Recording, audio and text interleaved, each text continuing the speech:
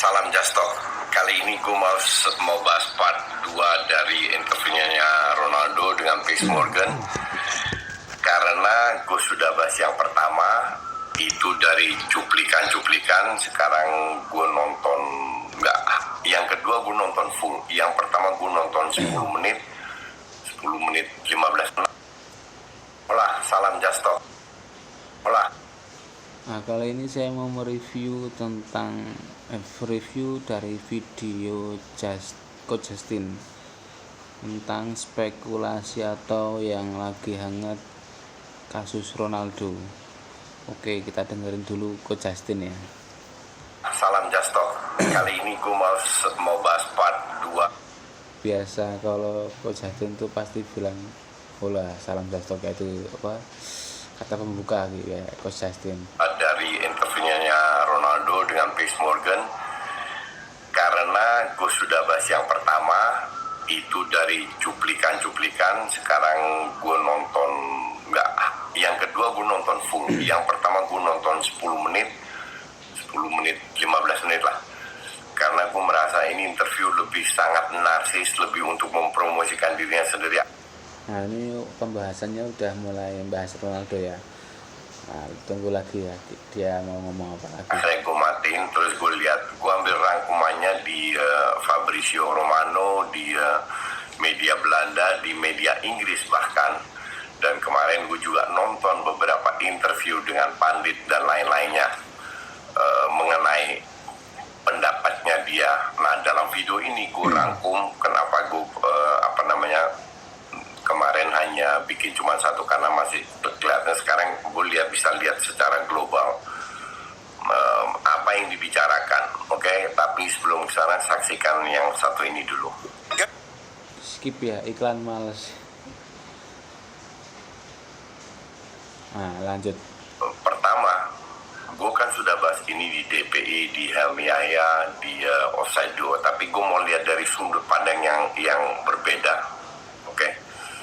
Dan kalau kalian bilang gue fans Messi, iya. Tapi kalau bilang gue nggak objektif, ya gue nggak setuju. Tapi karena banyak netizen yang... Kalau menurut aku sih, Coach Justin objektif ya. hanya mau mendengar apa yang dia mau dengar. Ini gue akan bahas objektif. Jadi gini, dari 2 video itu yang dia lakukan, banyak hal yang dia bilang benar soal fasilitasnya. Oke, itu satu. Kedua, gue melihat dia merasa kesalahan yang dia lakukan kayak 2 kali cabut itu hal yang biasa, walaupun dia udah minta maaf. 2. Nah, kalau kesalahan cabut sebelum pertandingan keluar, saya setuju, itu indisiplinernya Ronaldo ya. Ketiga, dia merasa sangat besar bahwa dia harus punya treatment yang better. Oke? Sekarang gue tanya sama lo, mulai dari yang pertama, tujuannya apa sekarang bahwa dia mengatakan inventorinya itu sama pada saat gue tinggalkan, which is 17 tahun yang lalu dia meninggalkan Man United. Jacuzzinya sama, gymnya sama, bahkan dia bilang teknologinya di Juve sama Madrid aja lebih bagus, jauh lebih bagus daripada di kita, dan ini nggak berubah. Hal itu gue percaya. Cuman maksudnya tujuannya apa? Yang gue lihat tujuannya adalah mencari begitu banyak alasan kecil-kecil yang sama sekali tidak relevan. Nah, kalau mencari alasan yang tidak relevan, mungkin ya nggak tahu emang si Ronaldo-nya emang udah frustasi atau kenapa. Nah, mungkin dia emang nyari kesalahan, bukan kesalahan apa ya, nyari alasan lah, intinya nyari alasan buat pembenaran kalau dia itu nggak nyaman di Man United. Dibalik sikap teman-temannya atau yang istilahnya dari Ten Hag, dari kru semuanya kok dari tim Man United, menurut Ronaldo kan nggak ada yang nggak mendukung lah. Mungkin dia dari situ dia cari pembenaran dengan cara mencari kesalahan-kesalahan yang kecil apapun gitu. Untuk menjatuhkan Man United, Nah itu benar. Juve dia sebut dengan teknologi bagus, dan kalian tahu sendiri performanya Juve berapa tahun terakhir itu seperti apa dengan Nah performa Juve pas ada Ronaldo ya kalau top skor sih oke lah, cuman untuk ngangkat piala dan klasemen itu kayak nggak ngaruh deh, ada Ronaldo atau enggak kayak ya gitu aja lah, B aja lah. Berarti kalau Ronaldo bilang fasilitasnya bagus tapi kan nggak ada prestasi di liganya kan ya sama aja tuh. Kalau pas di Juve itu tempat latihannya bagus tapi prestasinya ya cuman top skor doang lah, nggak bisa ngangkat piala piala ada ding apa ya, piala apa lupa. Cuman menurutku sih di Liga Italia dia nggak sebagus di Real Madrid lah, gitu aja. Takut salah ngomong. teknologi bagus. Oke. Jadi nggak relevan sama sekali apa yang dia contoh yang dia lakukan ke MU. Kita lihat MU itu memiliki legacy dengan fans terbanyak di dunia. Itu bukan jatuh dari langit, bukan dari Glazer. Pemain, pelatih keluar masuk, mereka yang membuat legacy, termasuk pemilik pun juga keluar masuk. Oke. Legacy MU itu sudah dibentuk ya mungkin 100 tahun yang lalu. 100. Kalau untuk masalah legacy dan keloyalan atau supporter fans MU di belahan dunia, saya setuju, emang terbanyak lah, saya akui lah. Karena saya juga fan City, tapi juga saya mengakui keloyalan fans Man United itu emang banyak banget lah, udah nggak bisa dipungkiri lah. Oke, setuju. Tahun lebih lah, I don't know. Pokoknya lama banget sehingga mereka bisa membangun dalam 100 tahun itu ups and down siapapun pemiliknya. Ya. Di bawah Sir Alex pun nggak tiap tahun menang, nggak tiap tahun juara. Oke. Contoh aja Liverpool 30 tahun baru setelah 30 tahun jadi juara. Tapi kok bisa selisihnya cuma 1 trofi EPL sama Man United. Artinya banyak momen di mana Man United juga drop. Apa yang gue ingin sampaikan bahwa lu nggak bisa menghancurkan Man United hanya dengan menjelek-jelekan Man United. Seperti contoh yang dibilang, itu kagak ngaruh sama sekali. Bahwa Glazer mengatakan itu ya, tapi tujuannya apa dan kenapa harus di media? Kenapa di dalam selama 1,5 tahun dia ada di situ? Kalau menurutku ya emang si Ronaldo kan ya intinya dia ingin mencari alasan atau ketidaknyamannya di Man United. Ada yang bilang seolah-olah mungkin hampir 90% seluruh tim Man United itu kayak nggak menginginkan Ronaldo ada di skuad saat ini. Nggak tahu emang faktor yang indisiplinnya Ronaldo atau secara permainan tim itu kalau ada Ronaldo mungkin teman-temannya menganggap nggak klop lah mainnya, nggak semengalirnya kalau nggak ada Ronaldo gitu kan. Kemarin kan beberapa hari ini kan MU menang kan kemarin, pertandingan permainannya bagus, tapi pas nggak ada Ronaldo mungkin kalau pas ada Ronaldo mungkin jadi agak canggung atau jadi mengurangi kelancaran pola permainan Man United ya menurutku. Jadinya ya emang buat cari pembenaran atau alasan aja buat si Ronaldonya. Tidak pernah dia bahas atau minta menggantikan dan lain-lain. Oke. Kedua, narsisnya dia bilang soal dia lebih ganteng dari Wayne Rooney, soal dia jual kaos lebih banyak dari Messi. Itu betul. Cuman lu jangan lupa, ini orang, gue baru cek di akun Instagramnya itu hampir 500 juta. Itu hampir 2 kali lebih dari penduduk Indonesia. Lebih ngetop dari kalau dia bilang badannya lebih bagus dari Rooney ya karena sebelumnya kan si Rooney kan nyindir si Ronaldo tuh, bilang Ronaldo apa itu lupa, pokoknya intinya nyindir Ronaldo. Ronaldo balas si Rooney. Di usia saat ini Ronaldo masih bisa bagus, tapi kalau si Rooney udah ya kamu tahu sendirilah, badannya udah gemuk, udah berewokan, jadi ya udah nggak terlalu terlihat kalau dia atlet lah. Presiden kita. Oke. bukan dari presiden kita aja, lebih ingin tahu dari semua artis. Gue nggak tahu siapa yang punya akun Instagram, setahu gue dia yang paling tinggi. Artinya lebih dari 500 juta orang itu tahu dia. Harusnya dia bisa kontrol egonya, harusnya dia bisa kontrol emosinya, ya dong. Kenapa dia keluarkan interview seperti ini yang tujuannya nggak ada yang tahu? Bahkan gue cek di pandit-pandit Inggris, bukan hanya mantan pemain, termasuk wartawan, tidak ada satu yang setuju.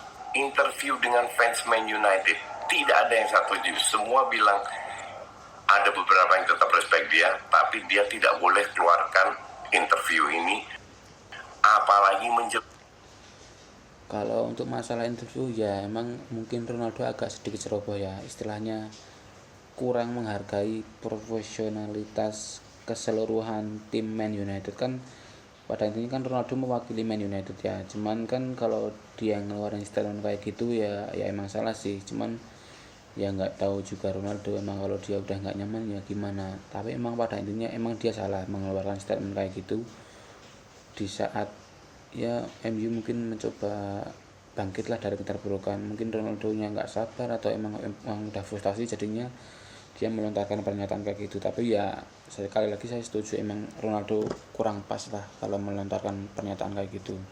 jelek-jelekan Erik ten Hag dan Glazer, karena dia tetap makan dari Glazer. Sejelek-jeleknya Glazer, dia tetap makan dari Glazer. Okay.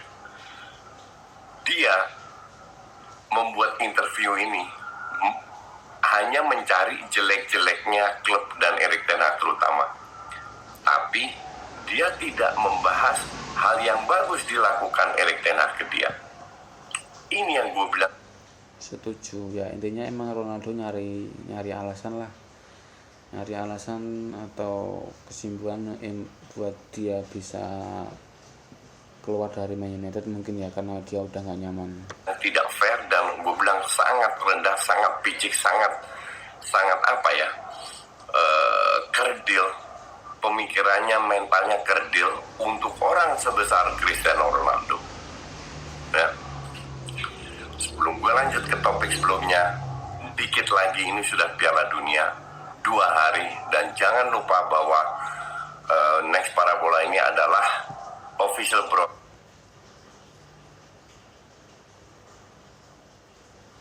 itu HD. Nah, di samping receiver dan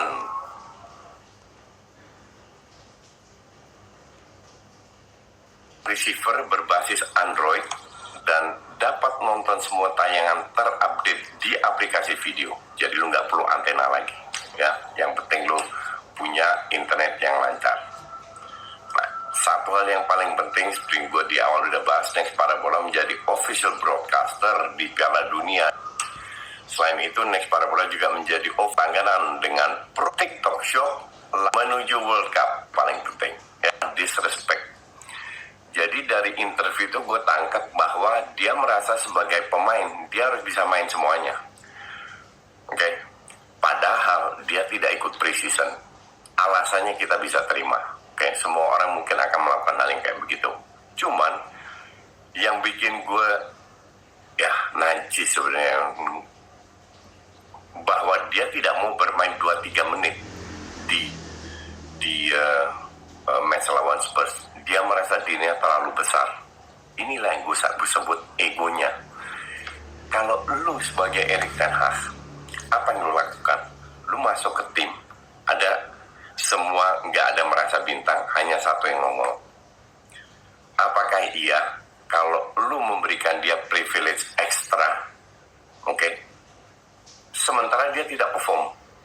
Berapa kali dia jadi starter nggak perform, jadi subs nggak perform, baru cetak 3 gol, itu pun 1 penalti lawan Sheriff. Ya.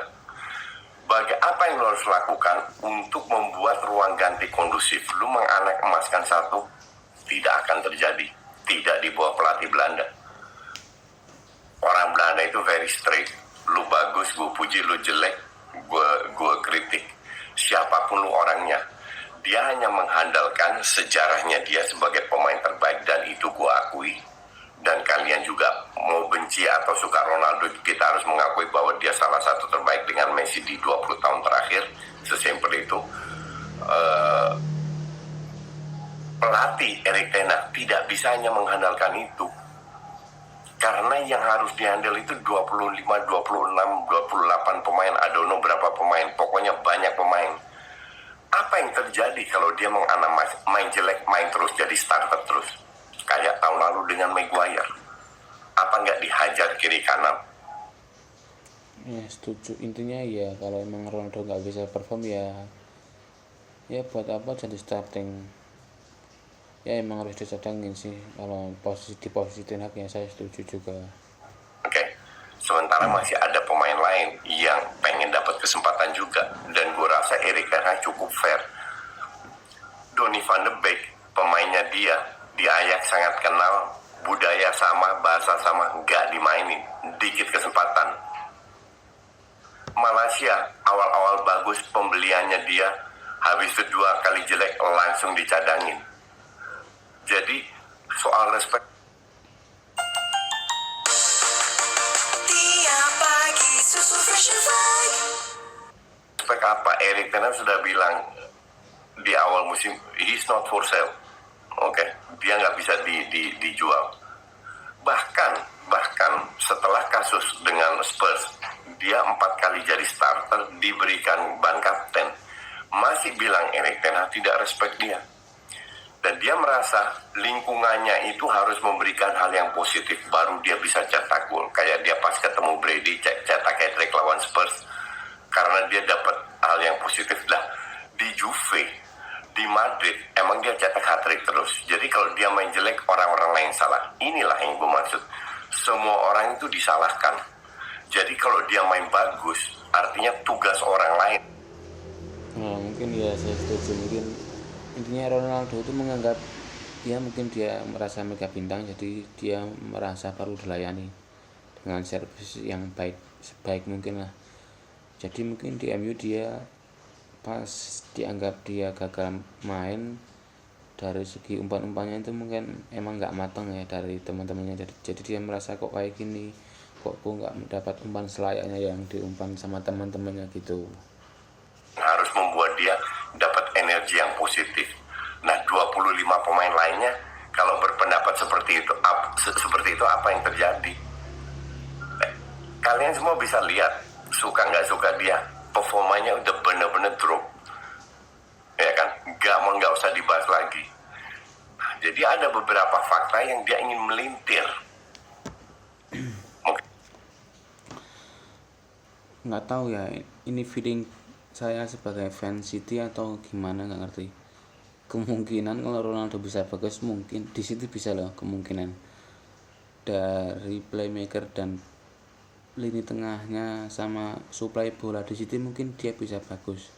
Tapi ya itu, saya menyayangkan waktu musim transfer kemarin pas gencar-gencarnya Ronaldo mau gabung ke City, meskipun Guardiola yang mengeluarkan statement dia tidak akan menganak-emaskan Ronaldo dan dia tidak akan memberi jam full untuk dia, tapi pas di menit terakhir dia dapat bisikan dari Sir Alex Ferguson yang intinya dia gagal ke City karena Sir Alex Ferguson. Intinya kayak gitu. Sesuai dengan egonya. Soal Man City, gue baca di beberapa media itu kaget dengan statementnya dia kemarin. Dia bilang memang ada orang Man City bilang off the record karena nggak mau bikin mempengaruhi suara, memang ada nego tapi masih jauh dari konkret. Dan Pep Guardiola sudah bilang dia nggak mau pemain baru. Kita nggak tahu apa yang terjadi. Yang gue tahu adalah Pep nggak bisa menjanjikan dia tiap minggu bermain. Akhirnya Pep sendiri pull off. Man City mengundurkan diri, makanya dia ke MU. Kalau menurutku, kalau nggak salah ya, saya kan baca berita banyak portal, nggak tahu itu portalnya hoax atau gimana.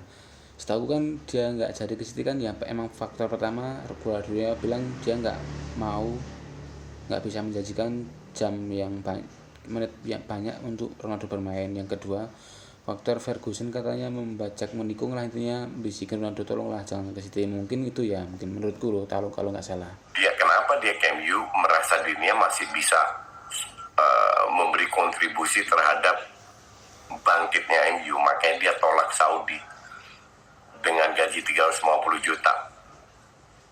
Kalau gue bilang dia takut kalah rekornya sama Messi.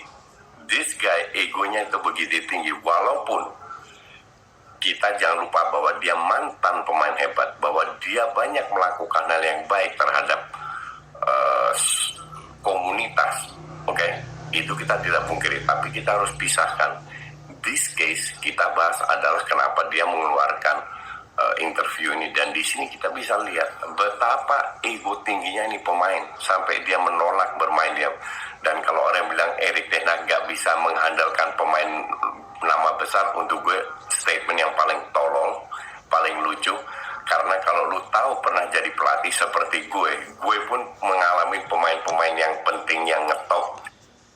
Masalahnya gini Coach Justin, gimana ya, viewer Coach Justin kan rata-rata orang biasa ya kayak saya lah. Jadi kalau ngasih perumpamaan kalau lu jadi pelatih kayak gue ya gimana, kita kan cuman penikmat bola atau cuman pemain doang, jadi nggak ngerasain apa yang dirasain seorang pelatih, jadi gitu aja. Tapi untuk gue satu tim itu yang penting, bukan 1-2 pemain. Tim besar, gue waktu itu pegang timnas, tim besar tidak boleh tergantung oleh 1-2-3 pemain. Sesimpel itu. Lihat apa yang terjadi dengan Pochettino di PSG. Gaji kita nggak tahu seperti apa. Jadi mau ada dia atau enggak, MU tetap tim besar. Mau dia jelek-jelekin, MU tetap nomor 1 dengan begitu banyak fansnya.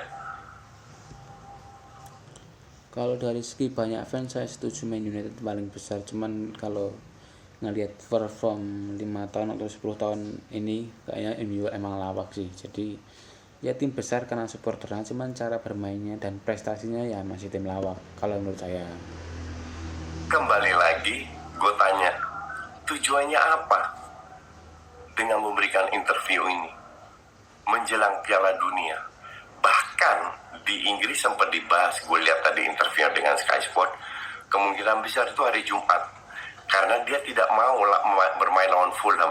Dia mengaku dirinya sakit, akhirnya si MU bilang ya udah lu libur dulu, bikin lu sembuh. Hari Jumat baru dia bikin interview ini menurut media di Inggris. Kalau menurut saya ya Ronaldo nggak mau main pas lawan Fulham, ya mungkin emang dia udah bad mood lah, udah malas karena dia kan merasa menganggap di lingkungannya di Man United kan udah nggak ada yang mendukung, jadi dia ngerasa udahlah sia-sia main, ya mungkin itu dia nggak main sama Fulham, memilih interview sama si itu wartawan itu, lupa namanya. Nah, mungkin dia cari momen, udah muak mungkin di Man United menurut saya ya. Ya, gue nggak tahu benar atau enggak. Jadi kayaknya memang dia pengen keluar dari Man United dengan cara yang sangat salah. Bahkan semua pandit mantan pemain juga bilang, yang di Eropa ya, mau dari Portugal, dari mana, gue nonton interviewnya semua, mereka bilang nggak bakalan Ronaldo diterima lagi di MU, dan feeling mereka Ronaldo pun nggak mau balik ke MU. Jadi kalian yang nonton kalau Ronaldo nggak bakalan balik ke MU juga ya emang karena udah mentok, udah males lah, emang dia nggak ngerasa di Man United itu udah nggak ada yang bisa mendukung perform dia gitu ya, emang udah males dia. Interview tuh coba be objektif. Gue tidak pernah mendinai atau menafikan apa yang dia lakukan di dunia sepak bola. Itu luar biasa, bahkan di luar lapangan. Tapi kalian juga jangan buta terhadap realita bahwa ini pemain egonya sangat tinggi, bahwa masanya sudah lewat.